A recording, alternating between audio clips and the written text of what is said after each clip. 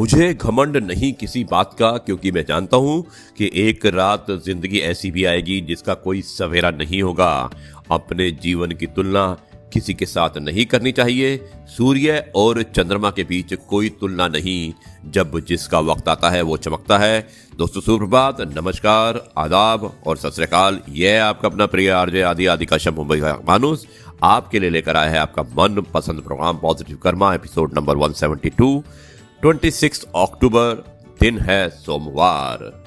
हित चाहने वाला पराया होकर भी अपना है और अहित करने वाला अपना होकर भी पराया है।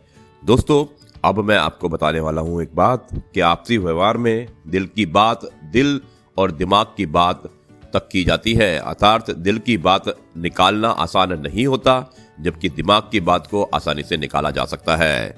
अगर एक दिन अपने आप पर गर्व करना हो तो आज हार मत मानो। दोस्तों, ये है आपका अपना प्रिय आरजे आदि आदि कश्यप मुंबई का मानुस और आपके लिए लेकर आया है आपका मनपसंद प्रोग्राम पॉजिटिव कर्मा। अब मैं बताता हूं आपको आज का विचार, और आज के विचार का शीर्षक है मृत्यु टाले ना टले। तो दोस्तों ध्यान से सुनिएगा आज के विचार को। भगवान विष्णु गरुड़ पर बैठकर कैलाश पर्वत पर गए और द्वार पर गरुड़ को छोड़कर खुद शिव से मिलने अंदर चले गए। तब कैलाश की अपूर्व प्राकृतिक शोभा को देखकर गरुड़ मंत्रमुग्ध थे कि तभी उनकी नजर एक खूबसूरत छोटी सी चिड़िया पर पड़ी। चिड़िया कुछ इतनी सुंदर थी कि गरुड़ के सारे विचार उसकी तरफ आकर्षित होने लगे। उसी समय कैलाश पर यमदेव पधारे और अंदर जाने से पहले उन्होंने उस छोटे से पक्षी को आश्चर्य की दृष्टि से देखा। गरुड़ समझ गए कि उस चिड़िया का अंत निकट है और यमदेव कैलाश से निकलते ही उसे अपने साथ यमलोक ले जाएंगे।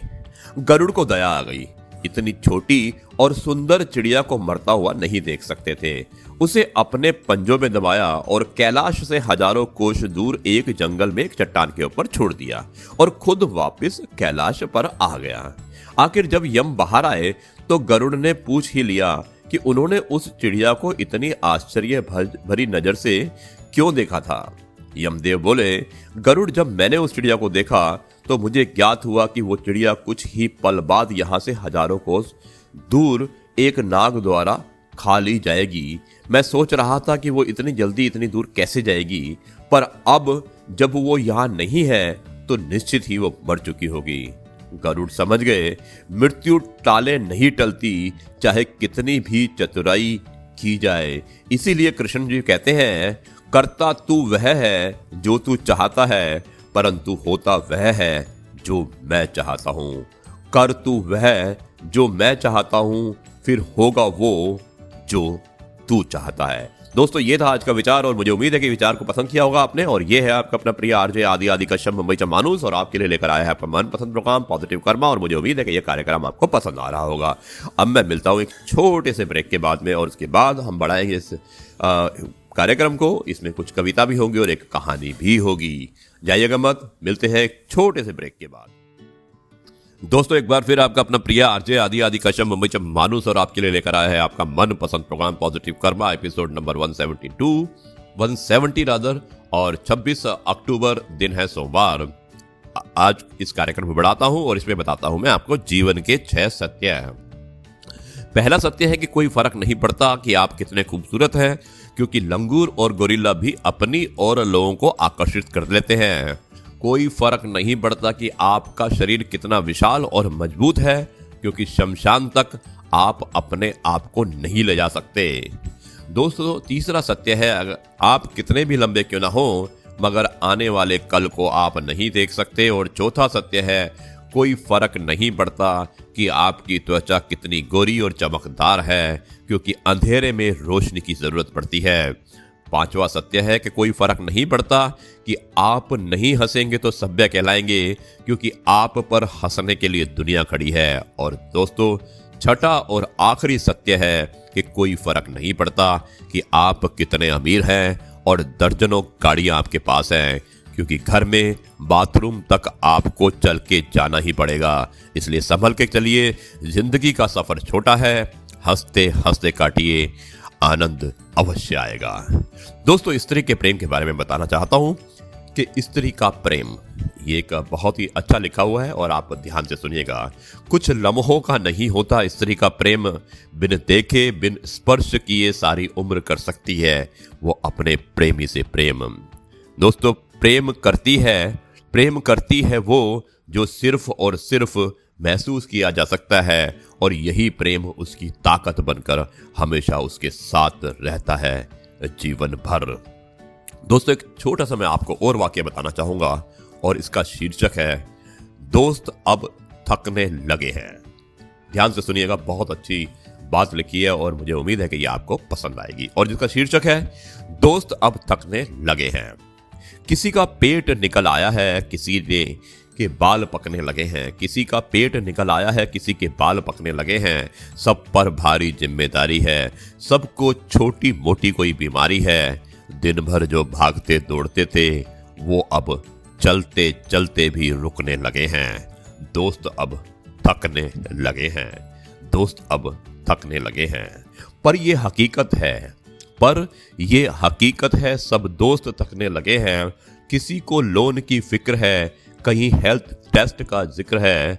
किसी को लोन की फिक्र है, कहीं हेल्थ टेस्ट का जिक्र है। फुर्सत की सबको कमी है, आंखों में अजीब सी नमी है। फुर्सत की सबको कमी है, आंखों में अजीब सी नमी है। कल जो प्यार के खत लिखते थे आज बीमे के फॉर्म भरने में लगे हैं। पर ये हकीकत है, सब दोस्त थकने लगे हैं।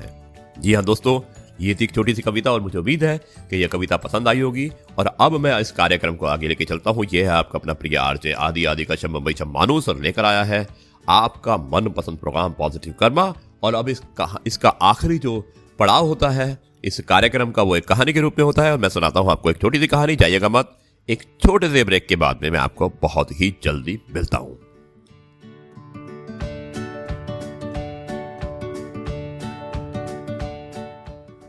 दोस्तों, एक बार फिर आपका अपना प्रिय आरजे आदि कश्यप मुंबई से मानुस और आपके लिए लेकर आया है आपका मनपसंद प्रोग्राम पॉजिटिव कर्मा। और इसका आखिरी चरण होता है एक कहानी के रूप में और कहानी का शीर्षक है गुरु ही ईश्वर है। दोस्तों, स्वामी विवेकानंद एक बार एक रेलवे स्टेशन पर बैठे थे। उनका अयाचक यानी कि एक ऐसा व्रत है जिसमें किसी से मांग कर भोजन नहीं किया जाता, वो उन्होंने व्रत रखा था। वह व्रत में किसी से कुछ मांग भी नहीं सकते थे।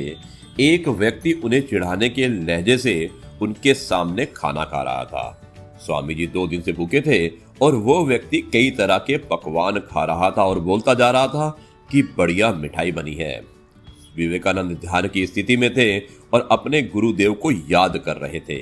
वो मन ही मन बोल रहे थे कि गुरुदेव, आपने जो सीख दी है उससे अभी भी मेरे मन में कोई दुख नहीं है।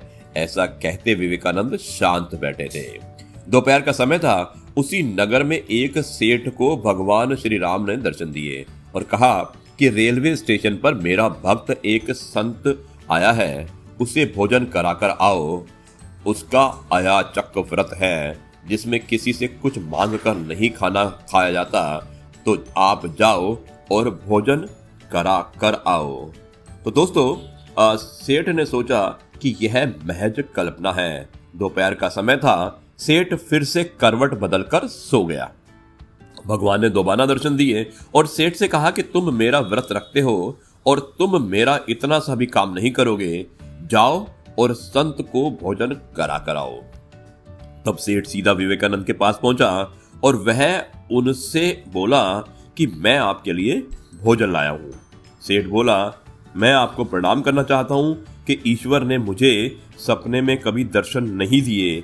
आपके कारण मुझे श्री राम जी के दर्शन सपने में हो गए, इसलिए मैं आपको प्रणाम कर रहा हूं। विवेकानंद जी की आंसू में आंसू आ गए। वो सोचने लगे कि मैंने याद तो मेरे गुरुदेव को किया था और गुरुदेव और ईश्वर की कैसी महिमा है।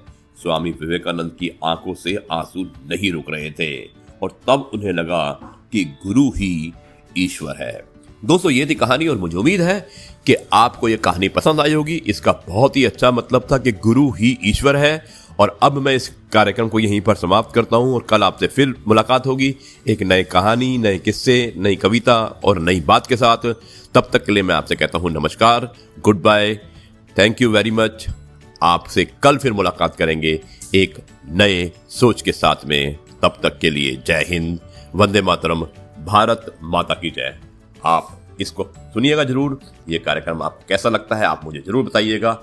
और अब हम आपसे करते हैं मुलाकात कल। धन्यवाद, नमस्कार।